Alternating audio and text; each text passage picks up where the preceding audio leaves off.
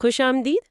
آج ہم ایک ایسی کتاب کے سمندر میں غوطہ لگانے والے ہیں جو آپ کہہ سکتی ہیں کافی متنازعہ بھی ہے اور مقبول بھی، رابرٹ گرین کی دی 48 لاز آف پاور۔ جی بالکل، اور یہ ایسی کتاب ہے جس کے قوانین کو لوگ اکثر اپنی ذاتی زندگی میں، اپنے کام کاج میں طاقت کے اس کھیل کو سمجھنے کے لیے اور کبھی کبھی سچ کہوں تو کھیلنے کے لیے بھی استعمال کرتے ہیں۔ ہاں، تو آج ہم اسی کتاب کے کچھ اور قوانین یعنی قانون 25 سے 32 تک ان پر بات کریں گے۔ جی، اور ہمارا مقصد ہے ان قوانین کے پیچھے جو حکمت عملی ہے، جو سوچ ہے، اس کو سمجھنا۔ بالکل، ان کی مثالوں کو دیکھنا اور یہ غور کرنا کہ بھئی ان باتوں کا ہماری زندگی میں کیا مطلب ہو سکتا ہے۔ یہ کوئی آپ سمجھیں ہدایت نامہ نہیں ہے، بلکہ ایک طرح سے غور و فکر کی دعوت ہے۔ اور یہ یاد دہانی بھی اہم ہے کہ یہ گفتگو کتاب کا کوئی لفظ بلفظ ترجمہ یا خلاصہ نہیں ہے، تو اس میں کمی بیشی ہو سکتی ہے، اور یہ پروگرام صرف معلوماتی مقاصد کے لیے ہے۔ ٹھیک کہا۔ اس کا مقصد ان حکمت عملیوں کی توثیق کرنا بالکل نہیں، بلکہ انہیں سمجھنا ہے۔ صحیح، تو آئیے شروع کرتے ہیں یہ دلچسپ سفر۔ اور ہاں، اگر آپ کو ہماری ایک کوشش پسند آئے تو اس سیشن کو لائک ضرور کیجیے گا اور چینل کو سبسکرائب بھی۔ چلیں قانون نمبر 25 سے شروع کرتے ہیں۔ اپنی شخصیت کو دوبارہ تخلیق کریں، ریکریٹ یور سیلف۔ کیا مطلب ہوا اس کا؟ دیکھیں، بنیادی خیال یہ ہے کہ آپ وہ کردار قبول نہ کریں جو آپ کہہ لیں معاشرہ یا حالات آپ پر مسلط کر رہے ہیں۔ اچھا۔ جی، آپ اپنی مرضی کی ایک شناخت، ایک پرسونا ایسا بنائیں جو نہ صرف لوگوں کی توجہ کھینچے بلکہ انہیں محصور بھی کر دے۔ آپ اپنی کہانی کے مصنف خود بنیں، اپنی جو عوامی شبیہ ہے نا اسے ایک فنکار کی طرح تراشیں۔ یعنی معاشرتی توقعات کے پنجرے سے باہر نکلنا، یہ تو کافی باغیانہ سوچ لگتی ہے۔ بالکل، اور اس کی ایک شاندار مثال آپ کو ملے گی 19ویں صدی کی فرانسیسی مصنفہ اورورا ڈیوپا میں۔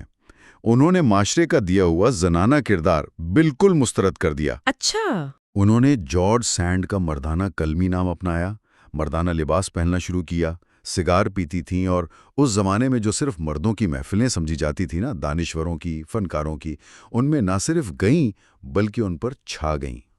واہ، یعنی انہوں نے اپنی شناخت کا مکمل طور پر اپنے کنٹرول میں لے لیا۔ جی ہاں، اور صرف یہی نہیں، ان کے جو تعلقات تھے مشہور فنکاروں سے جیسے Alfred de Musset, Franz Liszt, Frederic Chopin, یہ سب بھی ان کی اس غیر روایتی شخصیت کا حصہ تھے۔ وہ کبھی رومانوی ناول لکھ رہی ہیں، کبھی سیاسی تبصرے کر رہی ہیں، کبھی سماجی کارکن بن کر طلباء کے مظاہروں میں آگے ہیں۔ انہوں نے اپنی شخصیت کو کبھی ایک جگہ ٹکنے نہیں دیا، مسلسل بدلتی رہیں، اسے ڈرامائی بنایا۔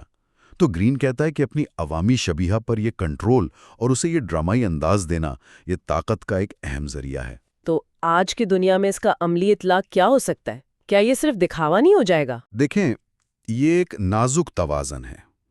ایک طرف تو یہ اپنی ذاتی برانڈنگ جسے آج کل کہتے ہیں، اس کو شعوری طور پر بنانے جیسا ہے۔ صحیح۔ آپ سوچ سمجھ کر فیصلہ کرتے ہیں کہ دنیا کو اپنا کون سا پہلو دکھانا ہے۔ حالات کے مطابق خود کو ڈھالنا بھی اسی میں آتا ہے۔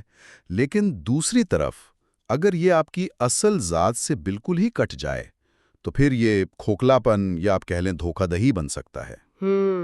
شاید کلیدی نکتہ یہ ہے کہ اپنی بہترین خوبیوں کو نمایاں کیا جائے اور کمزوریوں کو ذرا پیچھے رکھا جائے، بجائے اس کے کہ مکمل طور پر کوئی جھوٹا کردار ہی بنا لیا جائے۔ دلچسپ نکتہ ہے، یعنی اپنی کہانی کو خود بیان کرنا بجائے اس کے کہ دوسرے آپ کی تعریف کریں۔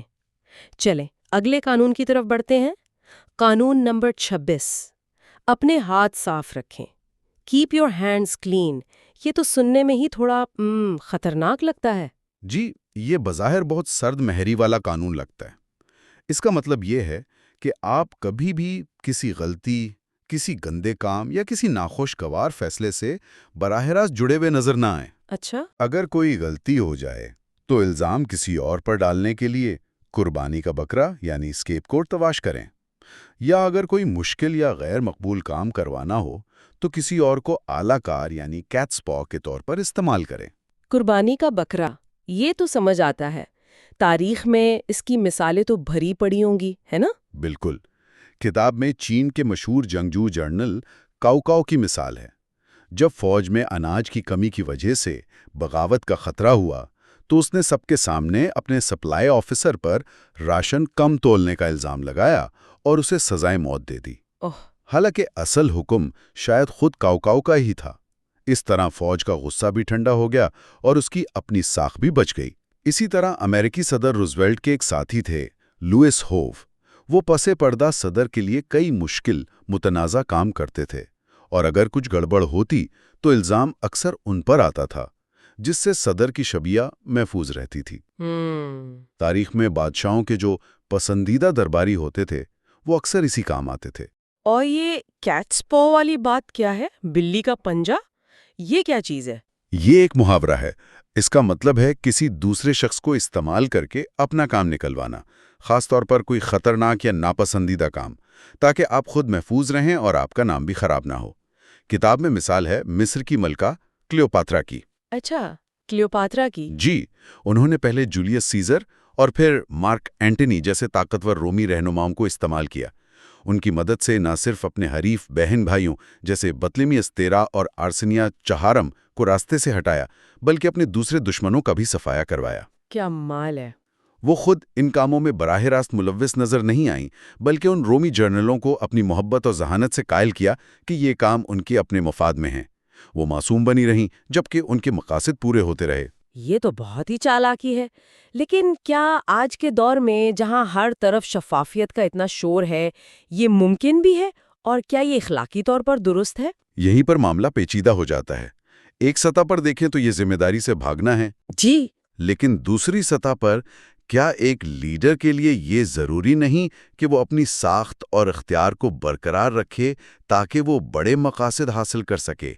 شاید اس کا مثبت پہلو یہ ہو سکتا ہے کہ آپ ناخوشگوار لیکن ضروری کاموں کو دوسروں کو سونپیں جو اس کے لیے بہتر ہوں یا جن پر منفی اثرات کم ہوں، لیکن یہ تبھی قابل قبول ہو سکتا ہے جب اس میں دھوکہ دہی یا کسی معصوم کو پھنسانا شامل نہ ہو۔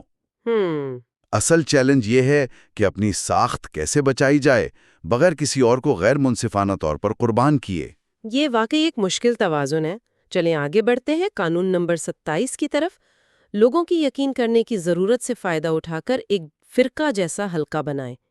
پلے on people's need to believe to create a cult like following. یہ تو اور بھی زیادہ متنازع لگتا ہے۔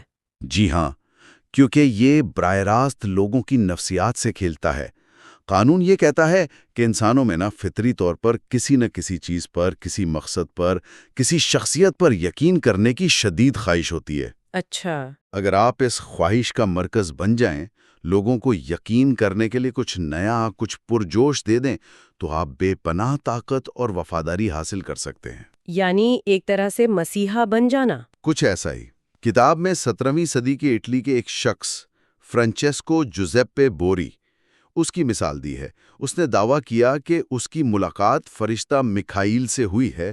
وہ جلد آنے والے ایک نئے پوپ کی فوج کا سربراہ ہے اور اس کے پاس پارس پتھر ہے جس سے وہ دھات کو سونے میں بدل سکتا ہے۔ یہ تو سراسر دھوکہ لگتا ہے۔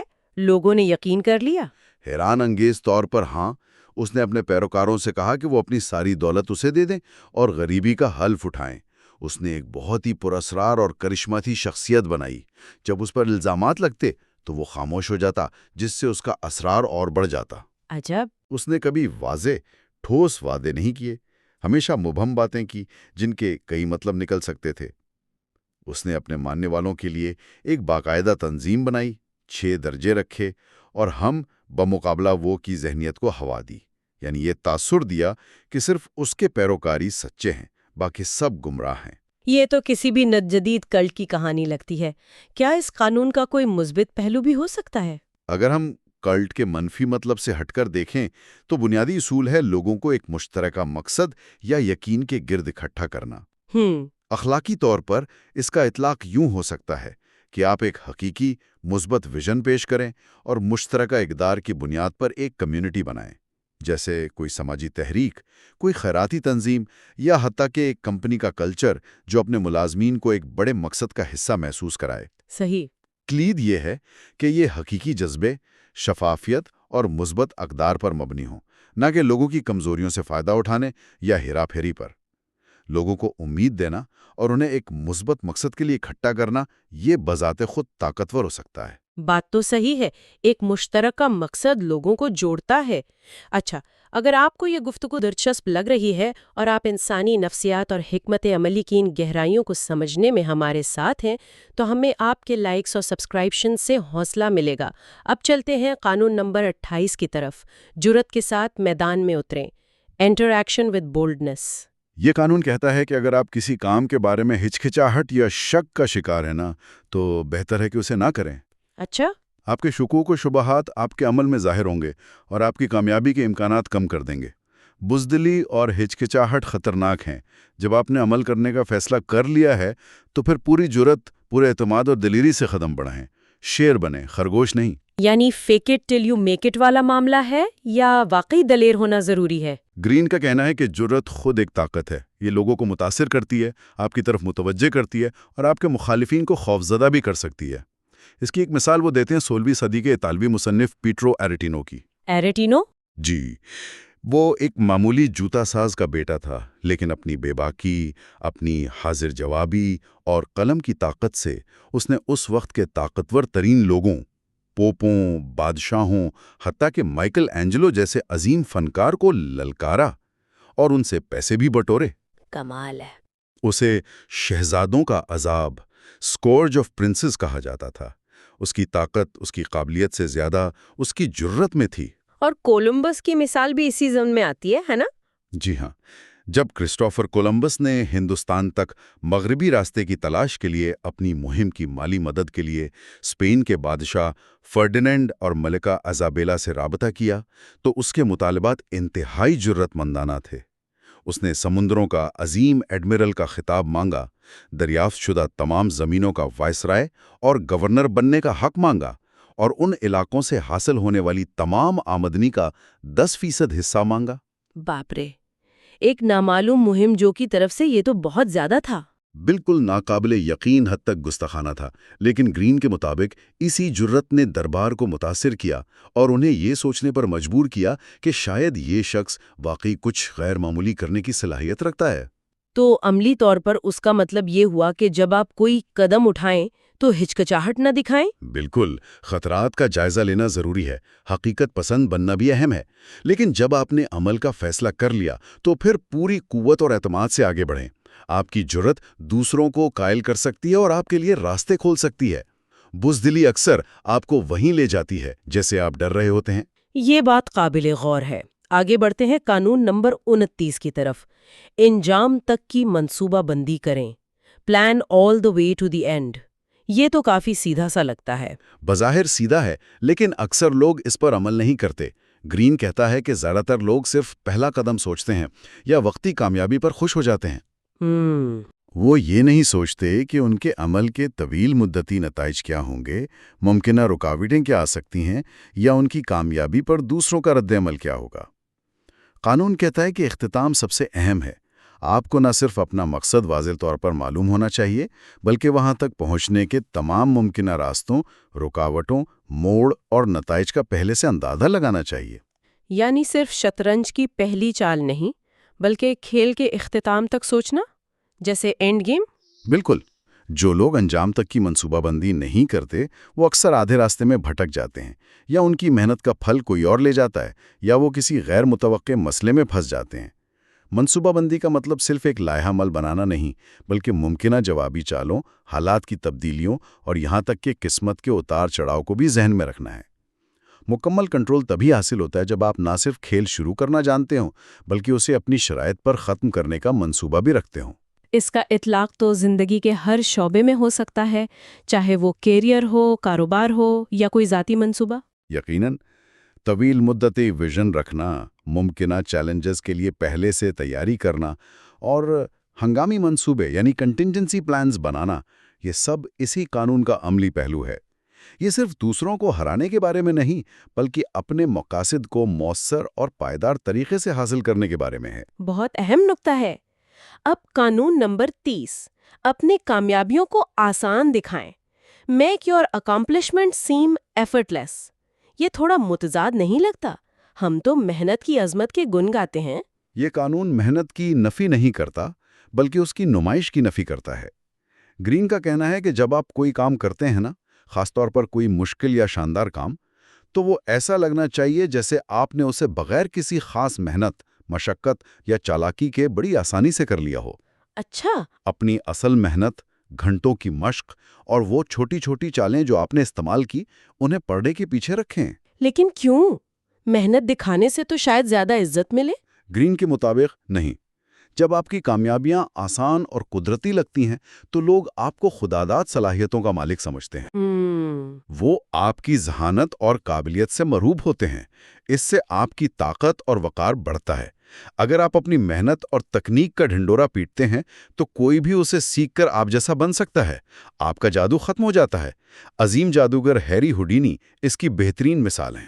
ہوڈینی؟ وہ کیسے؟ ہوڈینی کے فرار کے کرتب، جیسے زنجیروں اور ہتھکڑیوں سے بندھے ہوئے پانی کے ٹینک سے نکل آنا، لوگوں کو مافوق الفطرت لگتے تھے۔ جی ہاں، بالکل۔ وہ کبھی نہیں بتاتا تھا کہ اس نے ان کرتبوں کے لیے کتنی جسمانی مشقت کی ہے، کتنے گھنٹے سانس روکنے کی مشق کی ہے، یا تالے کھولنے کی کتنی باریکیوں پر عبور حاصل کیا ہے۔ وہ اپنی تیاری کو مکمل راز رکھتا تھا۔ اس نے اسپریزاتورا کے اطالوی تصور کو عملی جامہ پہنایا، یعنی مشکل ترین کام کو بھی نہایت آسانی اور بے ساختگی سے کرنا۔ اپنی تکنیک چھپانے سے نہ صرف اس کا رعب قائم رہا، بلکہ اس کے حریف بھی اس کی نقل نہیں کر سکے۔ تو اس کا مطلب یہ ہوا کہ اپنی مہارتوں پر خوب محنت کریں، لیکن جب کامیابی ملے تو اسے عاجزی کے بجائے وقار اور آسانی کے تاثر کے ساتھ پیش کریں۔ جی بالکل، غیر ضروری طور پر اپنی جدوجہد کی داستانیں سنانے سے گریز کریں، اپنی کامیابی کو خود بولنے دیں۔ اس سے آپ کی قابلیت پر سوال اٹھانے کی گنجائش کم رہتی ہے اور آپ کا اثر و رسوخ بڑھتا ہے۔ البتہ جھوٹی عاجزی بھی نہیں دکھانی، بس اپنی محنت کا شور نہیں مچانا۔ یہ بھی ایک دلچسپ زاویہ ہے۔ گفتگو واقعی گہرائی میں جا رہی ہے۔